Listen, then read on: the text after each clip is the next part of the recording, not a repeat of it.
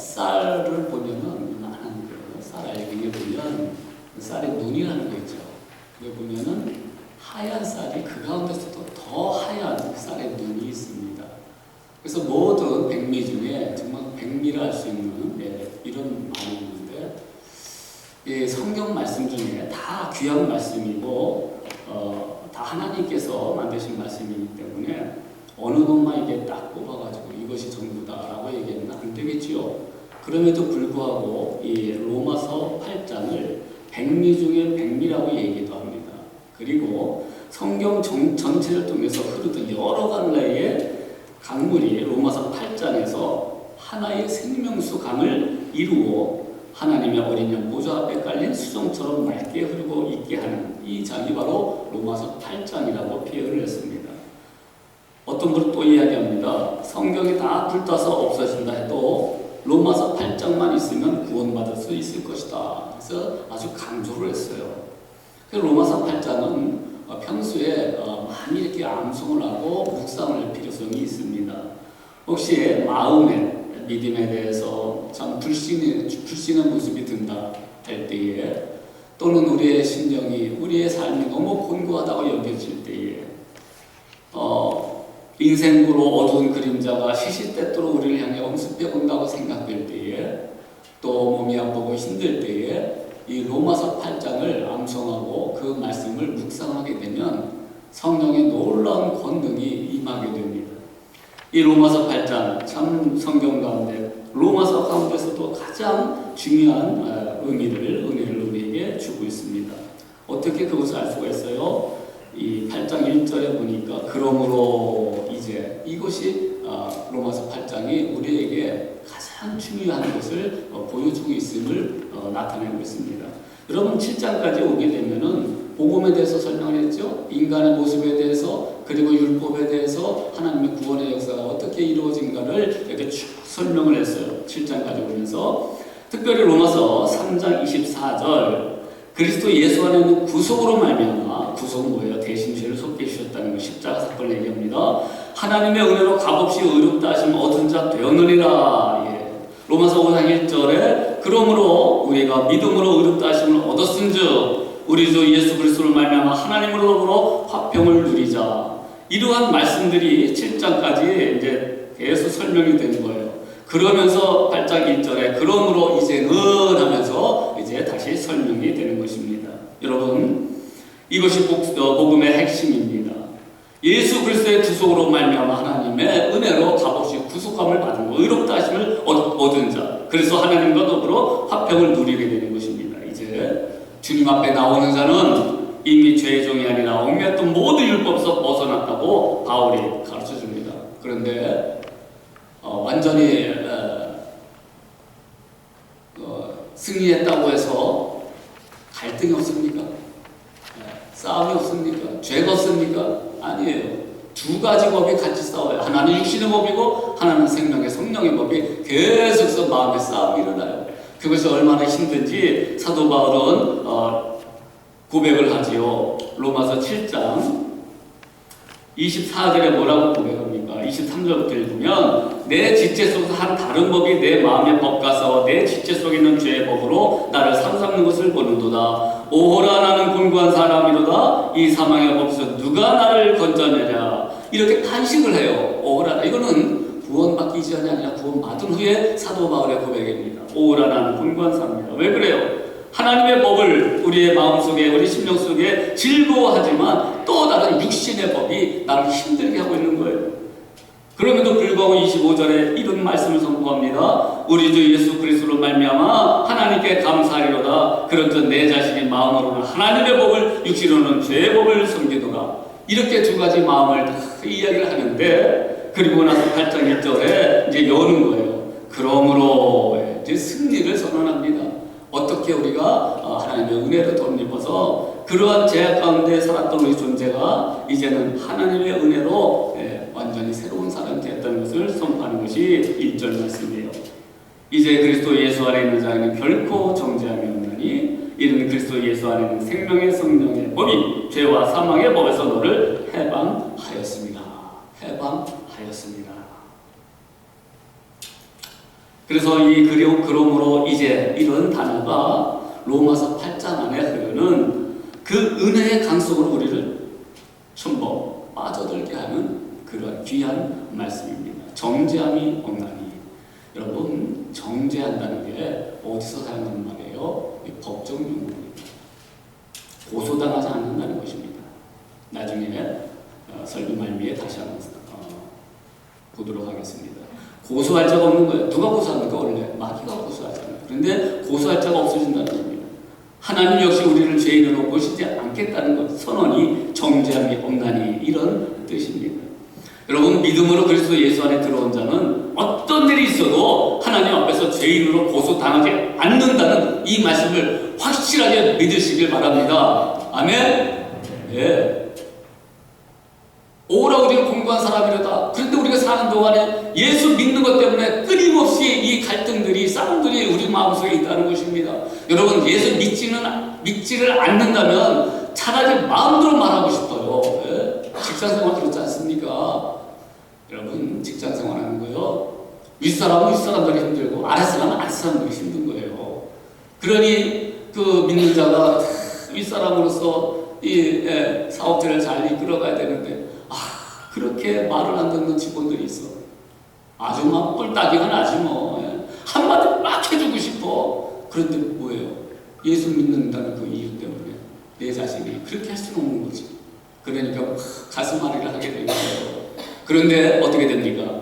하나님, 그럼에도 불구하고 그 믿음으로 살려고 하는 저 아름다운 마음씨를 주님께서 어루만져 주옵소서, 이렇게 나오는 거예요. 그러니까 그런 모습 속에 있다 했을 때 이렇게 생각하세요. 내가 하나님의 사람이구나. 예. 믿음이 없으면요, 은혜가 없으면 그런 생각조차도 갖지 않아요. 또 직원들은 어떻게 생각합니까? 내가 성실하게 일을 해야 되겠구나, 섬겨야 되겠구나. 그런 말로, 마음으로 이렇게 새롭게 되어야 되는 것입니다. 여러분, 이러한 우리의 모습 가지고 있지만, 그러나 누구도 우리를 죄인으로 고소당하지 않도록 주님께서 은혜를 베풀어 주십니다. 하나님 역시 우리를 죄인으로 보시지 않는다는 겁니다. 7장까지의 내용을 통해서 우리가 정죄받지 않는 이유에 대해서 충분히 설명을 했습니다. 쉽게 정리하자면, 그리스도의 십자가는 우리를 하나님의 징계와 심판, 율법의 정죄에서 면제를 시켜줍니다. 면제시켜줘요. 면제. 우리가 교회 같은 건물을 이렇게 짓게 되면 세금이 면제되는 경우가 있어요. 이거 지금 수행량이죠. 그런데 또 하나의 단어가 릴리스라는 단어입니다. 면제가 되는 거예요. 참 가장 즐거운 편지 중 하나는 IRS에서 당신은 세금이 면제됐습니다. exemption 됐어요. 또는 릴리스 됐어요. 이런 편지를 얼마나 기쁜지 몰라. 그런데 미국이란 나라가 어떤 나라입니까? 죽어도 끝까지 쫓아오는 게 이 세금 증서예요. 무서운 나라예요. 어쨌든 우리가 릴리스 되는 겁니다. 우리가 정죄에서, 징계와 심판에서 릴리스 된 겁니다. 그런데 우리가 사는 날 동안에 끊임없이 싸움이 일어나요. 오라나는 분과 사람이다.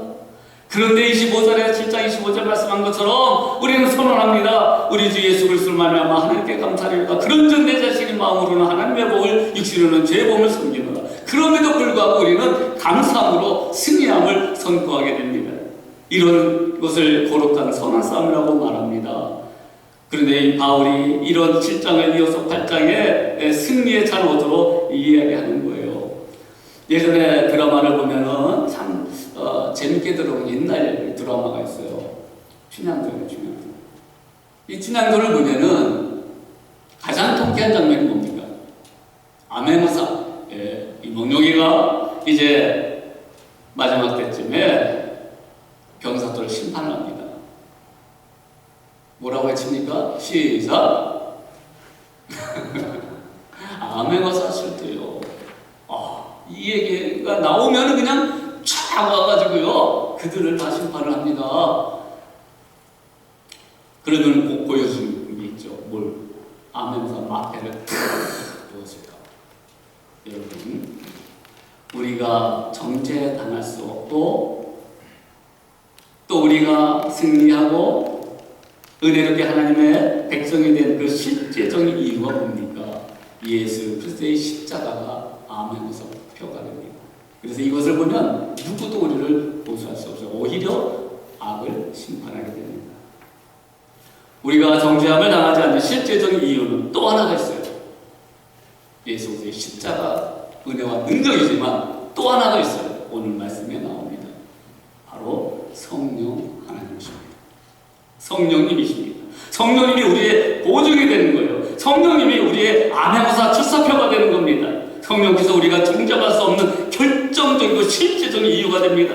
바울이 이 사실을 말하지 않고 건들 수가 없으니까 많은 측면을 할애해서 이 8장을 기록하고 있는 거예요. 그래서 이 8장은요, 성경 신학서에 따라서 여러 가지로 정의할 적에 8장을 성령장이라고 이야기합니다. 성령장이라고. 고린도전서 15장 부활장이라고 얘기하지만 그러나 이 성령장을 8장으로 이야기하기도 합니다. 그만큼 참 중요해요. 우리에게 보증이 되는 겁니다. 우리에게 인간 증명이 되는 거예요. 탁 찍어주는 거예요. 그래서 이 성령이라는 단어가 8장에는요 20번 이상이 나오게 됩니다. 그래서 성령장이라고 얘기할 수도 있어요. 성령이 뭐예요? 성령님이 우리에게 주신 게 뭐예요? 충만한 말씀이요. 성령의 역사는 말씀 가운데, 능력 가운데, 성령을 통해서 우리가 하나님의 자녀됨을 확신케 하고, 성령의 능력 가운데, 은혜 가운데, 오늘 이렇게 주일날 하나님을 예배하는 하나님의 백성이 되었다는 사실입니다. 내 힘으로만 오는 거예요? 아니에요. 성령님이 우리를 붙잡아 주셔서 발길을 인도해 주시는 것입니다. 믿음 생활에 샘솟는 기쁨의 능력이 좀 사라졌다면 로마서 8장을 암송하십시오. 성령 충만을 간구하세요. 예. 성령님께 우리의 예수의 이름으로 우리의 연약한 점을 구하시길 바랍니다. 성령께서 우리의 연약함을, 우리의 넘어짐과 실수와 실패를 주님께서 회복시켜 줍니다. 여러분 나쁜 몸과 마음이 있습니까? 성령님께 구하세요. 성령님이시여 예수의 이름으로 나의 마음과 나의 육신의 이런 질병도 떠나게 하여 주시옵소서 구하시길 바랍니다. 할렐루야. 예, 성령님 우리 함께 계시는데 예수 그리스도께서 베푸시었던 놀라운 역사들을 성령님이 그대로 이루게 해주시잖아요. 예. 영접하는 순간 성령님이 우리 가운데 내주하십니다.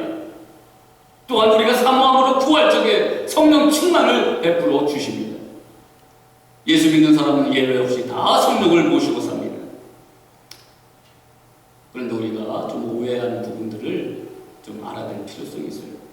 어느 교파는 성령 받는 것을 성령 세례라고 해서 제2의 세컨드 블레싱이라고 꼭 체험을 해야 된다 이렇게 이야기합니다. 예수 믿는 거 영접한 거는 첫 번째고 두 번째고 그러나 그것 가지고는 안 된다. 성령 세례를 받아야 된다. 세컨드 블레싱으로서 성령 세례를 받아야 된다 이렇게 강조를 합니다.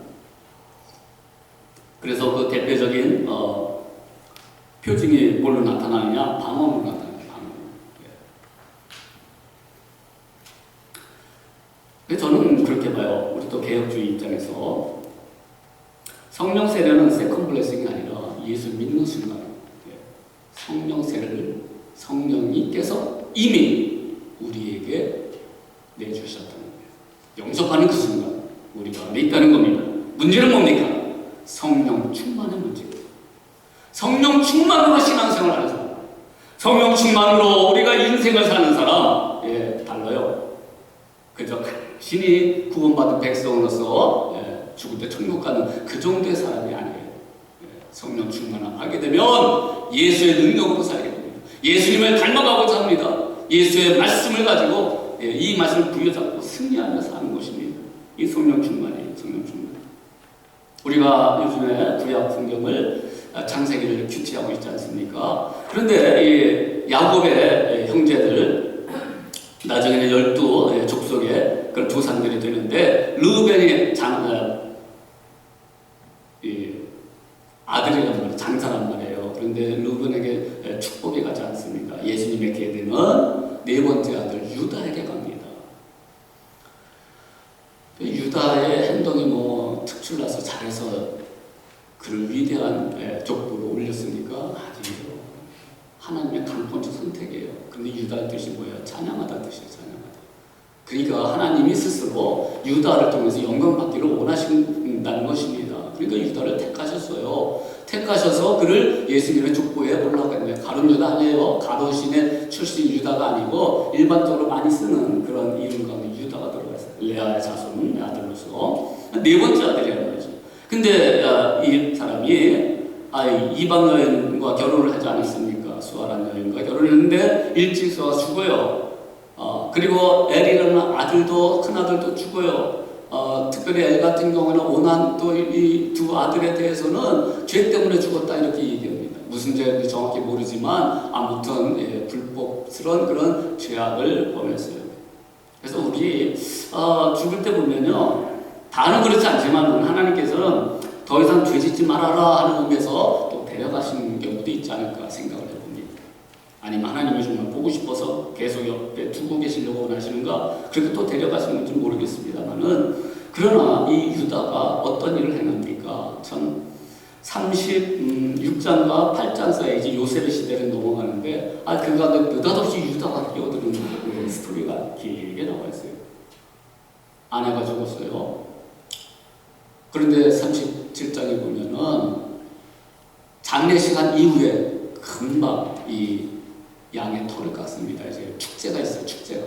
먹고 마시는 축제가 있어요. 그런데 장례시간 이후에 금방 이 축제에 참여를 했다고 합니다.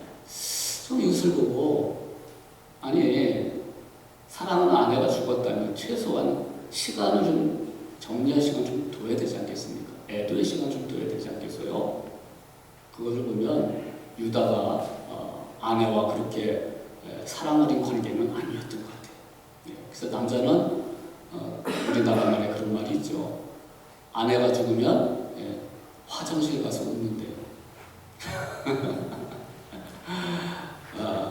어쨌든 이렇게 유다가 그런 상황 속에 있었어요.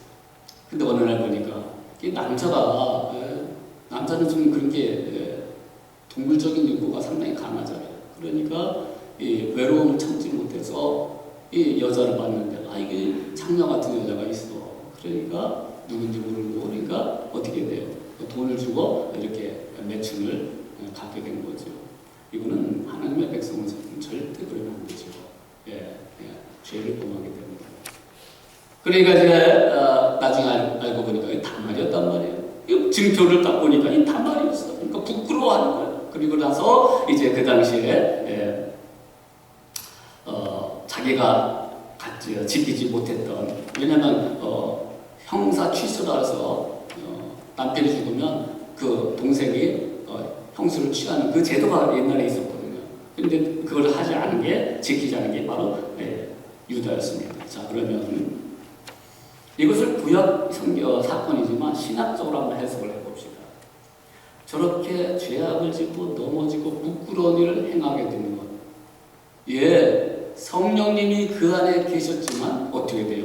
성령 충만하지 못하고 성령이 역사하는 것을 내가 눌러버리니까, 죄악이 눌러버리고 탐욕이 눌러버리고 정욕이 눌러버리니까 이 성령님이 역사를 못하시는 거예요. 안 하시는 거예요. 이렇게 되다 보니까 죄를 범하게 됩니다. 여러분, 이런 의미에서 오늘 9절 말씀 한번 보도록 합니다. 자, 9절 말씀은 만일, 시작. 만일 너희 속에 하나님의 영이 거하시면 너희가 육신에 있지 아니하고 영에 있나니, 누구든지 그리스도의 영이 없으면 그리스도의 사람이 아니라. 여러분, 그리스도의 사람이라면 그리스도의 영, 곧 성령님이 우리 안에 내주하십니다. 그분이 우리를 인도하십니다. 그래서 육신적인 일을 행하지 아니하도록 도와주셔요. 그리고 우리는 그것을 순종하고 육신에 있지 아니하는 그러한 행동을 하게 됩니다. 만일 너희 속에 하나님의 영이 거하시면 너희가 육신에 있지 않냐고 영에 있나니. 여러분, 영적인 사람이 되어야 돼요. 영이 마음을 지배하고 그 마음이 우리 육신을 지배해야 돼요. 성령이 우리를 지배하는 삶을 살아야 되는 것입니다. 성령 충만을 구하라, 사모하라. 의미가 바로 여기에 있는 거예요. 왜? 내 힘으로는 승리할 수 없거든요. 그러니까 성령님이 나를 도와주옵소서. 성령님은 어떤 분이십니까? 카운셀러, 상담자라고 그랬습니다. 헬퍼이십니다. 우리를 도와주시는 분이십니다. 우리를 격려해 주시는 분이십니다. 그분께 의지하고 그분의 도우심을 간구해야 됩니다. 우리는 육신에 살고 있지만 육신에 거하지는 않습니다. 우리는 옛사람에서 이젠 새 사람으로 변화된 존재입니다. 죄에 끌려다는 사람이 아닙니다. 육신의 소욕에 지배를 당하는 사람이 아닙니다. 그 대신 성령 안에 거하는 사람이요 성령의 지배를 받는 하나님의 사람인 줄 믿습니다. 우리는 하나님의 성령의 지배를 받는 사람입니다. 10절 말씀 다 같이 읽어봅니다. 시작. 또 그리스도께서 너희에게 몸은 죄로 말미암아 영은 의로 말미암아 살아있는 것이니라. 아멘. 죄로 인하여 죽었다는 것은 우리의 범죄로 인하여 육신이 부패했다고 말해요. 약해졌다는 뜻입니다. 그러니까 이것은 우리에게 지금 좋은 의미를 주는 거예요. 2차적으로 우리가 육신이 결국 흙으로 돌아간다. 육신이 부패하는 것처럼 성령이 모신 사람은 이 썩을 몸을 의지하지 않는다는 거예요. 부패한 것에 의지하지 않는다는 거예요. 부패지지 않는다는 거예요. 그래서 너희 안에 거하시는 그의 영으로 말미암아 너희 죽을 몸도 살리시리라. 예. 근데 로마서 8장을 암송하는데 여러분 쉬워요? 어려워요? 예, 암송하라 그랬어요? 이런 질문을 하시는 분은 없길 바랍니다. 그래서 하도 저도 사실 못 외워요. 그래서 주보에다가 중요한 거 몇 절을 내가 적어놨는데요. 그 말씀에다가 암송을 하면은 암송을 좀 주겠다. 이런 말씀을 암송하게 되면 자 예수를 죽은 자 가운데 살리시니 영이 성령이 너희 안에 계시면 그리스도 예수를 죽은 자 가운데 살리시니가 성령께서 이 일을 이루셨어요. 너희 안에 거하시는 그의 영으로 말미암아 너희 죽을 몸도 살리시리라. 이 말씀을 들으면 얼마나 우리의 큰 위로가 됩니까? 비록 우리의 몸이 죄로 인하여 썩어서 흙으로 돌아간다 할지라도 예수 그리스도의 죽음에서 살리신 하나님께서 예수님이 재림하시는 날 우리 몸도 영광스럽게 다시 살리신다는 것입니다. 이것이 성령 받은 자의 두드러진 특징이요 소망이 되는 것이죠.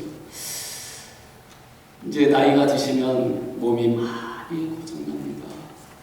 그래서 음악을 하시는 한국에 그런 유명한 분이 있어요. 기타를 치시는 분이 나이가 70 넘어가다 보니까 하면서 자기가 그렇게 얘기합니다. 나 이제 노년이 되니까 얼마나 바빠진지 몰라요. 그런 얘기를 하더라고요. 왜 이렇게 바쁘십니까? 그래서 병원 다니느라고 매일 병원 다니느라고 바쁘대요. 여러분 이게 육신의 모습을 가지고 있는 자는 나이가 들면 여기저기 고장이 납니다. 더군다나 한번 아픔을 경험하게 되면 몸이 너무 힘들어요. 그래서 어떻게 합니까? 치료도 하지요, 약도 먹지요, 의사한테도 갑니다만 더 중요한 것 성령님은 치유하는 영 아닙니까? 그러니까 성령께 간구하는 거예요. 하나님 도와주옵소서. 그리고 기도하는 거예요. 치유 역사가 모든 게 다 일어난다 그건 아니에요. 그건 하나님 하시는 문제죠. 하나님께서 허락하시면 그 아픔도 육신의 질병도 마음의 질병도 주님께서 십자가 이미 지고 가셔서 다루셨기 때문에 주님께서 이 모든 것을 가져가시고 은혜의 선물로 치유의 역사로 일어날 줄 믿습니다.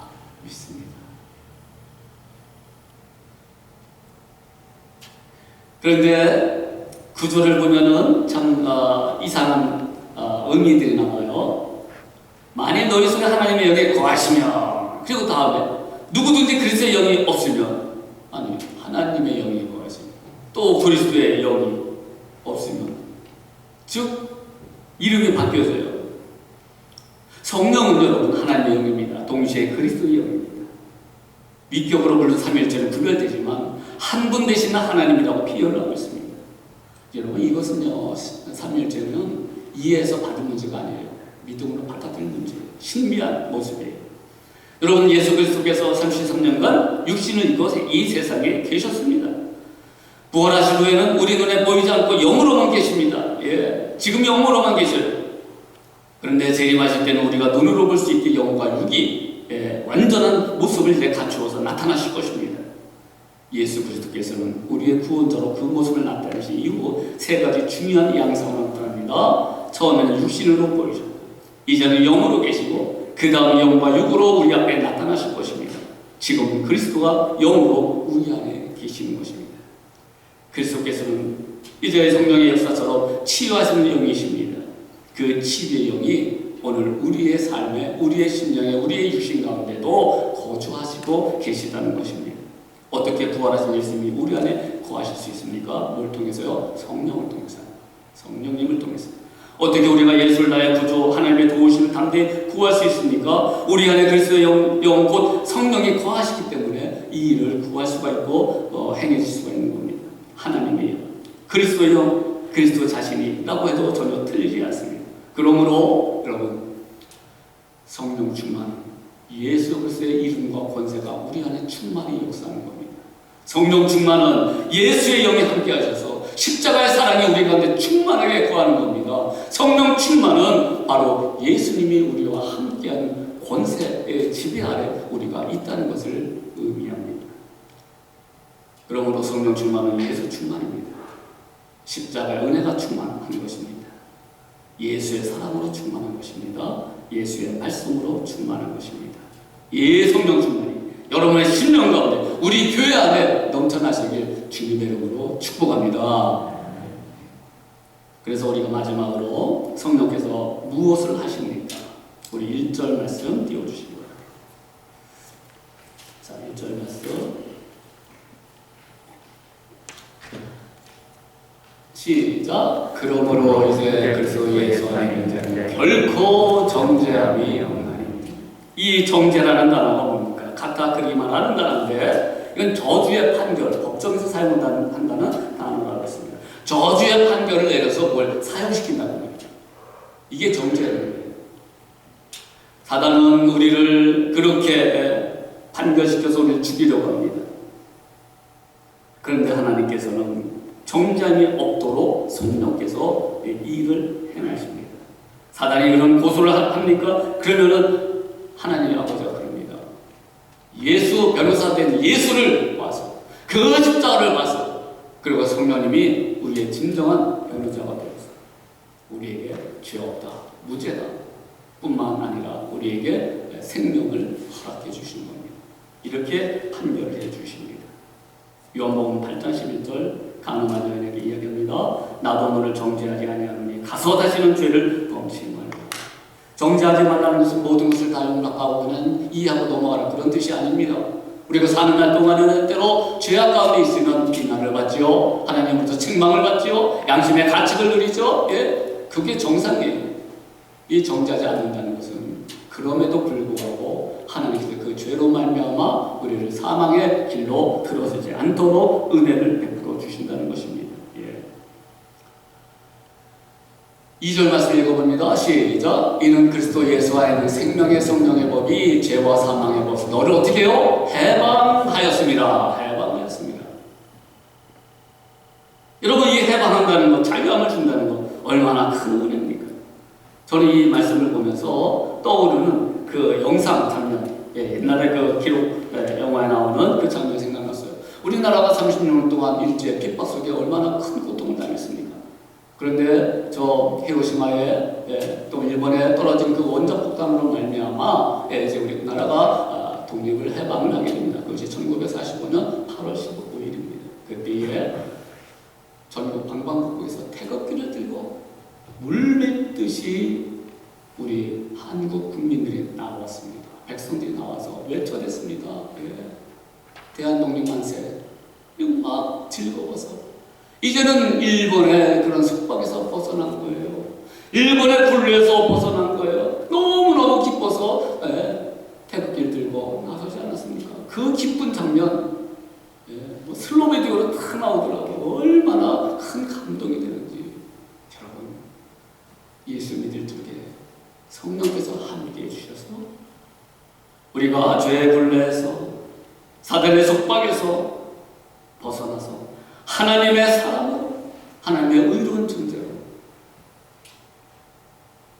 이 세상의 모든 것에서 얽매임에서 벗어나, 율법의 얽매임에서 벗어나 자유함으로, 감사함으로 해방된 하나님의 백성인 줄 믿으시길 바랍니다. 그 마음의 기쁨을, 영혼의 기쁨을 마음껏 누리면서 살아야 성령의 법이 어디에서 죄와 사망의 법에서 우리를 구원하십니까? 바로 마귀의 손에서, 우리 영명의 율법 속에서 우리를 건져내신 것입니다. 그래서 3절 말씀이 따르죠. 3절 말씀 띄워주세요. 시작. 율법이 육신으로 말미암아 연약하여 할 수 없는 것을 하나님은 하시나니 곧 죄를 말미암아 자기 아들 죄 있는 육신의 모양을 보며 육신의 죄를 정하사, 이제 육신의 모든 것을 아예 죄를 정하고 없애버리는 거예요.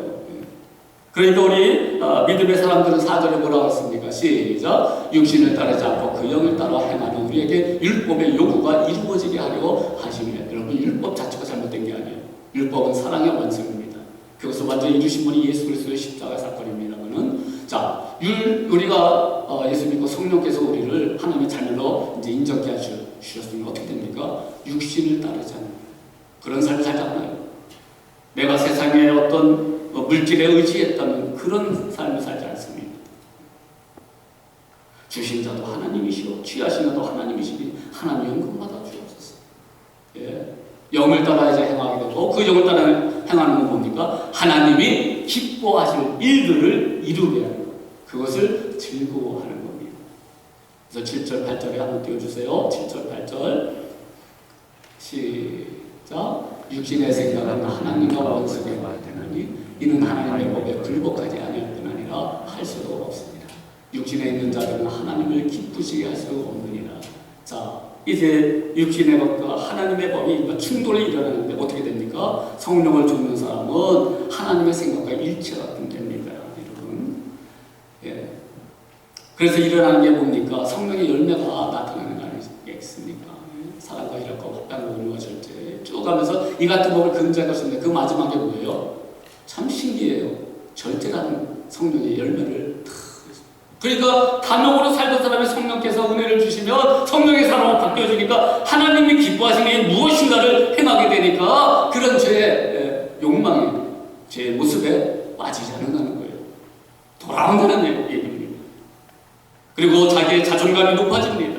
얼마나 마음에 여러분 상처가 많은 것이 이 세상 아니겠습니까? 예? 자기를 책망하기도 합니다. 자책하기도 합니다. 비하시키기도 합니다. 그런데 성령께서 나를 바라보시는 그 눈으로 바라보십시오. 내가 너의 이런 모습을 이미 알고 대신하여 십자가에 치고 가지 않았느냐. 그래서 너에게 주는 말씀이 뭐야? 내가 너를 존귀히 여기노라. 세상 사람이 나를 버리고 왕따시킨다 할지라도 나는 너와 함께 하느니라. 존귀하게 여긴다는 거예요. 그러니 어떻게 돼요? 자존감이 높여지고 이 상처가 치유받는 거예요. 우리를 이해해 주시는 성령님, 우리를 격려해 주시는 성령님, 건강한 자존감으로 회복시켜 주시는 성령님의 은혜를 사모하시길 바랍니다. 그래서 우리에게 어떤 모습을 줍니까? 7절에서 다시 한번 보도록 합니다. 시작. 육신의 생각은 하나님과 됐어요. 육신의 생각이 나오게 됩니다. 그런데 8절에 보면은 육신에 있는 자도 하나님 기쁘시게 할 수 없느니라 하면서 하나님이 기뻐하시는 생각으로 바뀌게 됩니다. 이 생각이란 단어는 마인드로, 영어로 마인드죠. 이 생각은 그 마음을 얘기합니다. 그래서 생각은 마음의 흐름이요, 표현입니다. 생각이 가면 마음이 따라갑니다. 참 아름다운 모습이죠. 여러분, 아내에게 가끔 꽃을 선물해 주십니까? 남편분들? 왜 갑자기 표정들이 다 굳어 있습니까? 그 꽃 얼마 된다고 우리 안 합니까? 예. 근데 잘 안 하죠. 예. 이 나이에 무슨 뭐 쑥스럽게 그런 거는. 근데 그렇지 않아요, 여러분. 가끔 한번 선물해 주세요. 10불밖에 안 갑니다. 여러분, 돈이 없어서 못합니까? 아니죠. 예. 마음이 없어서 그런 거죠. 그러니까 일부러 하는 거예요. 그러면 그 꽃을 탁 사가지고 어느 날 갑자기 아내에게 주는 거예요. 그리고 고마워요, 사랑해요 하는 거죠. 여러분, 아내는 어떻게 봅니까?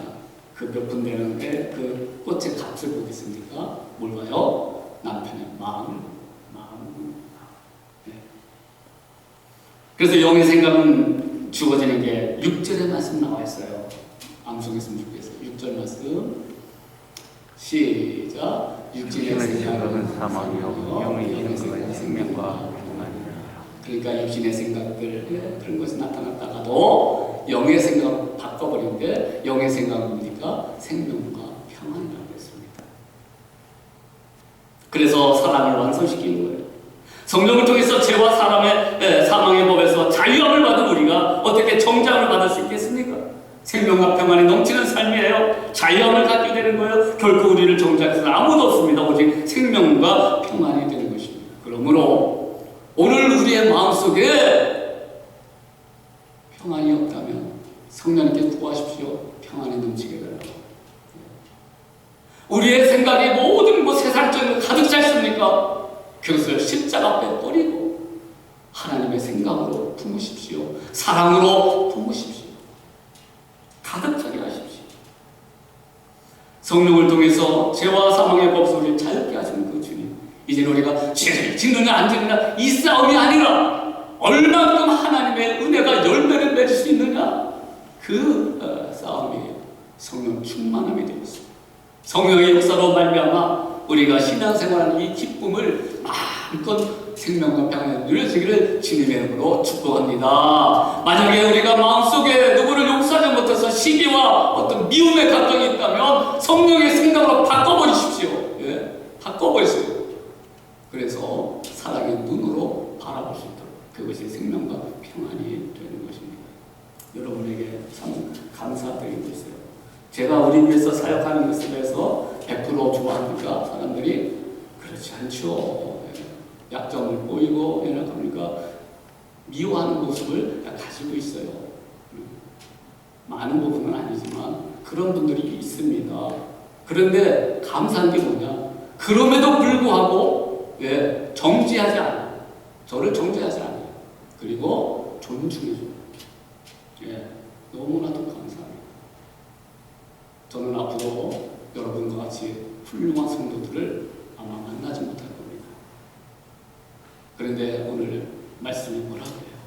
성령께서 우리의 보증이 되시듯이 세상 끝날까지 예수의 영이 되셔서 우리와 함께 하시는 그 하나님의 약속이 있다는 것. 그러면 우리가 어디에서 어느 때에 신앙생활 하더라도 하나님이 주신 성령이 주신 그 생각과 평안이 여러분 가운데 넘쳐나시기를 주님의 이름으로 축복합니다.